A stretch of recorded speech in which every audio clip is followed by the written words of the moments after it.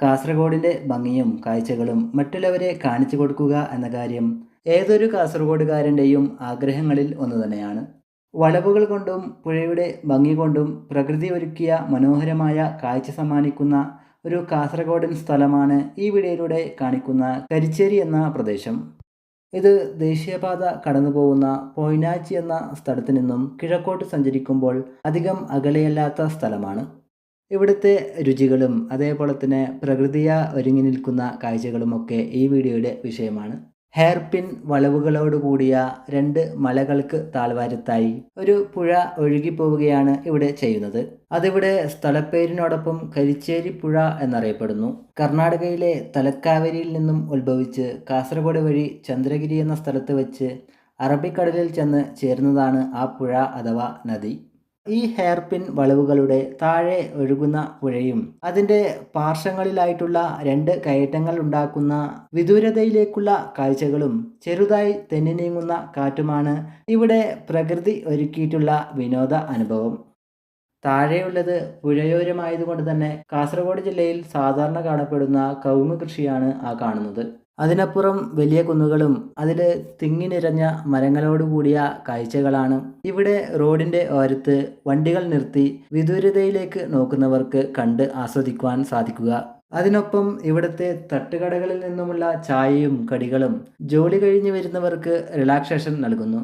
സൂചിപ്പിച്ചതുപോലെ തന്നെ ഇവിടെ വൈകുന്നേരങ്ങളിലാണ് ആൾക്കാരെ കാണുവാൻ സാധിക്കുന്നത്. കാസർഗോഡ് ടൗണിൽ നിന്നും ബന്തടുക്ക ടൗണിലേക്ക് പോകുന്ന ബസ്സുകളാണ് ഈ വഴി സർവീസ് നടത്തുന്നത്. ഈ റോഡ് അറിയപ്പെടുന്നത് തെക്കിൽ അലേട്ടി റോഡ് എന്നാണ്. കാസർഗോട്ടെ ദേശീയപാത കടന്നു പോകുന്ന പ്രദേശമായ തെക്കിൽ മുതൽ കേരള അതിർത്തിയുമായി അധികം അകലെയല്ലാത്ത കർണാടകയിലെ അലേട്ടി എന്ന സ്ഥലവുമായി ബന്ധിപ്പിക്കുന്ന റോഡ് എന്ന അർത്ഥത്തിലാണ് അത്. ഈ അലേട്ടി എന്ന സ്ഥലം പ്രസിദ്ധമായ ശിവക്ഷേത്രമുള്ള സ്ഥലം കൂടിയാണ്. എന്നാൽ ഈ റോഡ് ഈ കാണുന്നത് പോലെ രണ്ട് വരിപ്പാത വരുന്നത് നേരത്തെ പറഞ്ഞ പൊയ്നാച്ചി മുതൽ കാസർഗോഡിൻ്റെ കിഴക്കൻ പ്രദേശവും കർണാടക അതിർത്തി പ്രദേശവുമായ മാനിമൂല കണ്ണാടിത്തോട് എന്ന സ്ഥലം വരെയാണ്. അതേപോലെ തന്നെ ഇന്ന് കാണുന്ന ഈ രീതിയിൽ രണ്ട് വരിപ്പാത നിലവിൽ വന്നത് 2018 ശേഷമാണ്. അതിനുശേഷമാണ് കരിച്ചേരി വ്യൂ പോയിന്റ് എന്ന ആശയം ഉണ്ടായത്. നല്ല മെക്കാഡൻ ടാർ റോഡും അതിൻ്റെ ഭാഗമായി തന്നെ റോഡിൻ്റെ ഓരങ്ങളിൽ ഇൻ്റർലോക്ക് സംവിധാനവും അതിൻ്റെ അരികത്തായി ഗാർഡ് റെയിൽ ബീമുകളും വന്നതോടെ പാതയുടെ ഭംഗി വർദ്ധിച്ചതായി തോന്നലുണ്ടാക്കുകയും വാഹനങ്ങളിൽ പോകുന്നവർ ഇവിടെ വന്ന് വണ്ടി നിർത്തി ഫോട്ടോകൾ എടുക്കുവാനും വളവുകളുടെ താഴ്വാര കാഴ്ചകൾ കണ്ട് ആസ്വദിക്കുവാനും തുടങ്ങിയതോടെ ഈ പ്രദേശത്ത് തട്ടുകടകളും വന്നു തുടങ്ങി. അങ്ങനെ കരിച്ചേരി വ്യൂ പോയിന്റ് പുതിയൊരു ഹാപ്പനിങ് പ്ലേസായി മാറി. രണ്ട് കയറ്റങ്ങളിലായി 10 ഹെയർ പിൻ വളവുകളാണ് ഈ കരിച്ചേരിയിലുള്ളത്. ഇവ ഹെയർ പിൻ വളവുകളായതുകൊണ്ട് തന്നെ ബസ്സിലൂടെയുള്ള യാത്രകളാണ് കുറച്ചുകൂടി എക്സൈറ്റിംഗ്. KSRTC ബസ്സിലാണെങ്കിൽ പിന്നെ ഒരു പ്രത്യേകതരം അനുഭവം തന്നെയാണ്. ഹെയർ പിൻ വളവുകൾ കാണുവാൻ വേണ്ടി കാസർഗോഡുകാർക്ക് മറ്റെവിടെയും പോകേണ്ട ആവശ്യമില്ല. അവിടെയും ഒരു തട്ടുകട കാണുവാൻ സാധിക്കും. എന്നാൽ ഒരു റെസ്റ്റോറൻറ്റിൻ്റെതായ എല്ലാ സൗകര്യങ്ങളും അവിടെ കാണുവാൻ സാധിക്കും. അങ്ങനെ ഞങ്ങൾ താഴെ കരിച്ചേരി പുഴയുടെ സമീപത്തായി എത്തിയിരിക്കുകയാണ്. ഗ്രാമീണമായ ഭംഗിയുടെ ആസ്വാദനം തന്നെയാണ് ഇവിടെയും. കാസർഗോട്ടെ എല്ലാ പുഴയോരങ്ങളും ഇതേപോലെ ഭംഗിയുള്ളവ തന്നെയാണ്.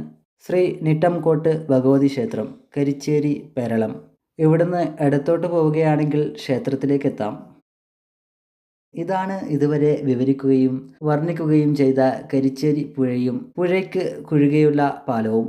ഇത് നേരത്തെ സൂചിപ്പിച്ചതുപോലെ കർണാടകയിലെ തലക്കാവേരിയിൽ നിന്നും ഉത്ഭവിക്കുന്ന പുഴയാണ്. കാസർഗോട്ടെ മലയോര പ്രദേശമായ പാണത്തൂരിൽ നിന്നും കേരളത്തിലേക്ക് പ്രവേശിക്കുകയും കുടുംബൂർ പുഴ എന്നും അറിയപ്പെടുകയും ചെയ്യുന്ന പുഴയാണിത്. പാണത്തൂർ നിന്നും ബലാന്തോട് എന്ന പ്രദേശം വഴി കുടുംബൂർ എന്ന സ്ഥലവും കടന്ന് കൊട്ടോടി എന്ന സ്ഥലവും കഴിഞ്ഞ് മൂന്നാംകടവ് എന്ന പ്രദേശവും താണ്ടി കേരളത്തിലെ ഏറ്റവും ഉയരം കൂടിയ പാലമായ അയ്യങ്കടവ് പാലവും കടന്ന് ഈ കാണുന്ന കരിച്ചേരി വഴി ഒഴുകി അള്ളൂർ എന്ന സ്ഥലത്ത് വച്ച് പഴശ്വിനി പുഴ അഥവാ ചന്ദ്രഗിരി പുഴയുമായി സംഗമിക്കുകയും അവിടെ വച്ച് ഒരു പുഴയായി ഒഴുകുകയും ചെയ്യുന്നു. ഇതേ കാണുന്നത് ഒരു തമിഴ്നാട് ലോറി യന്ത്രത്തകരാറ് മൂലം അവിടെ കിടക്കുന്നതാണ്. അങ്ങനെ ഞങ്ങൾ പുഴയുടെ കാഴ്ചകളൊക്കെ കണ്ട് ഹെയർ പിൻ വളവുകൾ കയറി വീണ്ടും മുകളിലേക്ക് എത്തിയിരിക്കുകയാണ്. ഇനി ഇവിടുന്ന് ചായയൊക്കെ കുടിച്ച് കടികളൊക്കെ ആസ്വദിച്ച് പിന്നീട് മടങ്ങാനാണ് പ്ലാൻ. ഇപ്പോൾ തട്ടുകടകളൊക്കെ പൂർണ്ണമായും തുറന്നിരിക്കുകയാണ്. നേരത്തെ കണ്ടതിലും കൂടുതൽ ആൾക്കാർ ഇപ്പോൾ കാണാൻ സാധിക്കുന്നുണ്ട്. ഇപ്പോൾ സമയം 4:45 കഴിഞ്ഞിരിക്കുകയാണ്. എന്ന് വെച്ചെങ്കിൽ ആൾക്കാർ ജോലികളൊക്കെ കഴിഞ്ഞ് ഓഫീസുകളിൽ നിന്നും വരുന്ന സമയം. ഈ റൂട്ടിൽ കുണ്ടംകുഴി എന്ന് പറയുന്ന സ്ഥലവും കടന്ന് കുറ്റിക്കോൾ എന്ന് പറയുന്ന സ്ഥലവും കടന്ന് ബന്തെടുക്കയും കടന്ന് മാനിമൂല എന്ന് പറയുന്ന അതിർത്തി പ്രദേശം വരെയുള്ള ആൾക്കാർ ഇതുവഴിയാണ് വരുന്നത്. കർണാടകയിലെ സുല്യ, മടിക്കേരി, സുബ്രഹ്മണ്യ തുടങ്ങിയ സ്ഥലങ്ങളിലേക്കും ഇതുവഴി പോവാം. അങ്ങനെയൊക്കെ പ്രധാനപ്പെട്ടൊരു പാത തന്നെയാണ് ഇത്. ആർക്കോ വേണ്ടി എടുത്തു വെച്ച ഒരു ബുൾസെ അവിടെ ടേബിളിൽ കാണാം. സാധാരണ എല്ലാ തട്ടുകടകളിലും കാണുന്നത് പോലെ മുട്ടകൾ തന്നെയാണ് ഇവിടുത്തെ പ്രധാന വിപണന വസ്തു. എന്ത് കഴിക്കുന്നു എന്നതിനപ്പുറം എവിടെ വെച്ച് കഴിക്കുന്നു, എങ്ങനെ കഴിക്കുന്നു എന്നൊക്കെയാണല്ലോ ഇത്തരം പ്രദേശങ്ങളുടെ ഒരു പ്രത്യേകത എന്ന് പറയുന്നത്. ഞങ്ങൾ 2 ചായ എടുത്തിരിക്കുകയാണ്. ചായകൾ പെട്ടെന്ന് തണുത്തു പോകാനുള്ള സാധ്യതയുണ്ട്. അടുത്തത് സാധാരണ എപ്പോഴത്തെയും പോലെ ഡബിൾ ബ്രെഡ് ഓംലെറ്റ്, പിന്നെ ചെറുമുറു കൂടി എടുത്തിരിക്കുകയാണ്. ചെറുമുറു എന്ന് പറയുന്നത് പൊരി എന്ന് പറയുന്ന സാധനവും പിന്നെ പുഴുങ്ങിയ മുട്ടയും ഇട്ട് ഉണ്ടാക്കുന്ന കാര്യമാണ്. കള്ളുമക്കായ ഉണ്ടെന്ന് പറഞ്ഞിരുന്നു, പക്ഷേ അത് എടുക്കാനുള്ള ഇൻട്രസ്റ്റ് തോന്നിയില്ല. പിന്നെ നേരത്തെ പറഞ്ഞതുപോലെ എന്ത് കഴിക്കുന്നു എന്നതിനപ്പുറം എവിടെ വെച്ച് കഴിക്കുന്നു എന്നതിലാണല്ലോ കാര്യം. കള്ളുമക്കായ മാത്രമല്ല, പാനിപ്പൂരി തുടങ്ങിയ വേറെയും ഒരുപാട് കാര്യങ്ങളുണ്ടെന്ന് നേരത്തെ ചോദിച്ചപ്പോൾ അവർ പറഞ്ഞിരുന്നു. അങ്ങനെ ആസ്വാദ്യകരമായ ഒരു വൈകുന്നേരത്തിന് വിട പറയുകയാണ്. വീഡിയോ ഇഷ്ടപ്പെട്ടുവെങ്കിൽ വീഡിയോ ലൈക്ക് ചെയ്ത് ചാനൽ സബ്സ്ക്രൈബ് ചെയ്യുമെന്ന് വിചാരിക്കുന്നു.